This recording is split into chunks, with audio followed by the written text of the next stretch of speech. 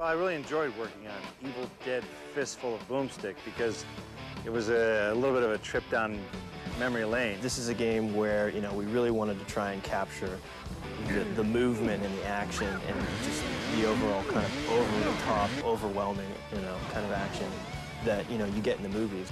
The Evil Dead Fistful of Boomstick is very similar to the trilogy as far as the campy, tongue-in-cheek type of comedy.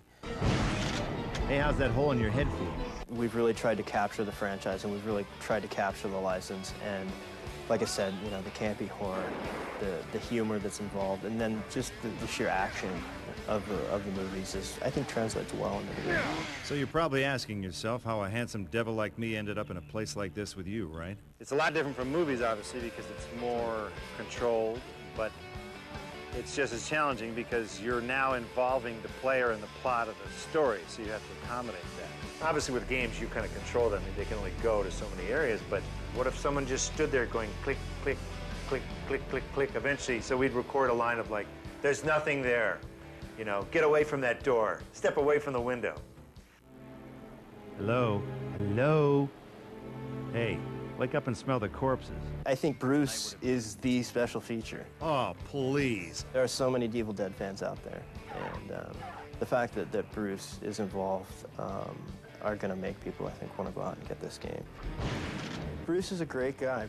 That hack wouldn't know the real Necronomicon from a roll of extra fluffy two-ply. Sam loves complaining about my performance after the fact.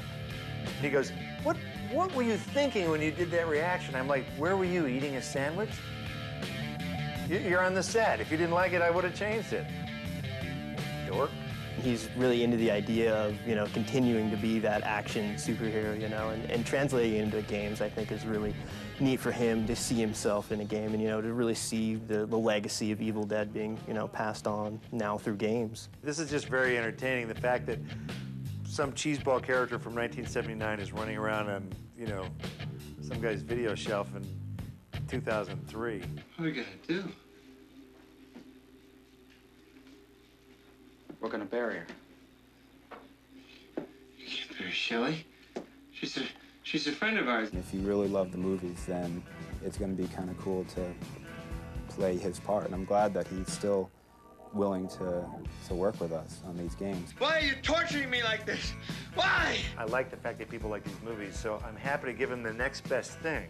You know, Sam's making Spider-Man now. It might be a little tougher to get that Evil Dead 4 cranking out. So in the meantime, yeah, seriously, I'm really sincere when I say that this is the next best thing.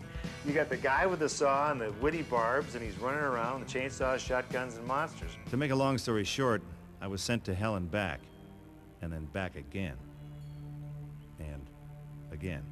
The game is basically, it's complete action.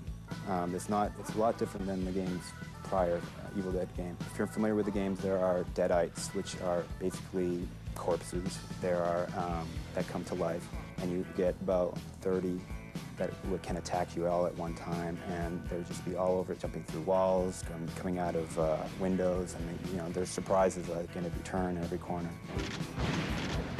One of the things that people really got excited about with this game was dismemberment, you know. Being able to lop off somebody's arm is completely gratifying after a 16-hour day.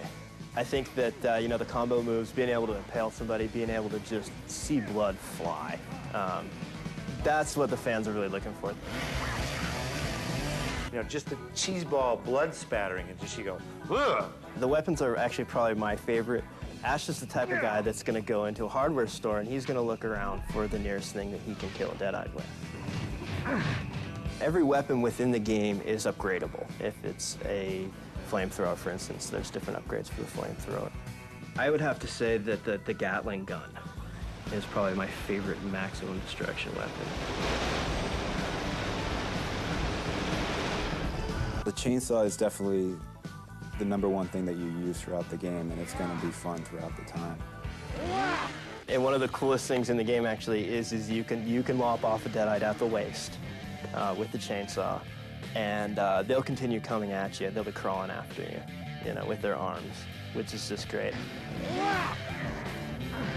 Chainsaw is going the entire time. That's something that Sam was always trying to make happen, is the chainsaw was constantly puttering, In the film, we had to have tobacco being pumped through tubes up my leg and up my arms and into the chainsaw. So at the end of the day, when we took it out, I got these nicotine stains all the way down my whole body. So thank God for video games. That Ash does not have to have a tube full of nicotine going up his butt. We tried to really give the person who's playing this game enough control from a third-person standpoint to really see what was going on. Every animation is dictated through the targeting system. Ash can actually target over his shoulder, behind him, and all this is tied to the camera as well, too. So if he were to actually target and shoot over the shoulder, the camera follows the targeting system pretty well. The environments of the game are set up such that we have 3 environments that are centered around Dearborn, and they're in modern time. So we've centered, different areas within Dearborn, and then we actually have 3 other environments that are set in historical areas. We've got a colonial environment and a Civil War environment, and then the final map on the game actually is a post-apocalyptic Dearborn. So this is, the Deadites have been in control for a certain amount of time now, and they've just completely destroyed